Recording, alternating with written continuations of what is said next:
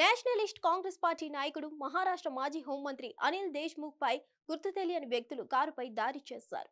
ఆయన కారు మీద రాళ్లను విసిరారు. నాగ్పూర్ జిల్లాలో గుర్తు తెలియని వ్యక్తులు కారుపై రాళ్లతో దాడి చేయడంతో ఆయన తీవ్రంగా గాయపడ్డారు. ప్రస్తుతం మహారాష్ట్రలో ఎన్నికల హడావుడి నడుస్తుంది.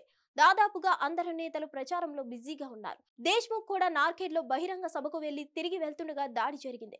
వెంటనే ఆసుపత్రికి తరలించారు. కటోల్ స్థానం నుంచి పోటీ చేస్తున్న తన కుమారుడు సలీల్ దేశ్ముఖ్ కు ప్రచారం చేసేందుకు నార్కేడ్ వెళ్లారు. ప్రచారం ముగించుకొని తిరిగి కారులో వస్తుండగా ఈ ఘటన జరిగింది.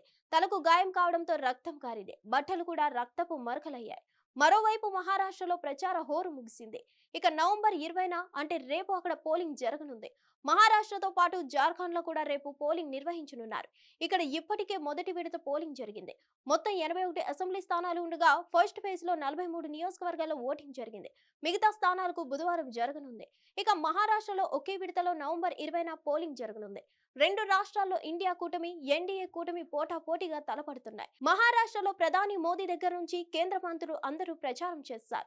అలాగే ఇండియా కూటమి నుంచి రాహుల్ గాంధీ, ప్రియాంక గాంధీ, ఇండియా కూటమిలోని ముఖ్య నాయకులంతా ప్రచారం చేస్తారు. హిట్ టీవీ యాప్ ని డౌన్లోడ్ చేసుకోండి. ఇందులో short news, live news, entertainment movies అన్ని అవైలబుల్ గా ఉన్నాయి. Please download hit TV app. Hit TV app ని ఫ్రీగా డౌన్లోడ్ చేసుకోండి.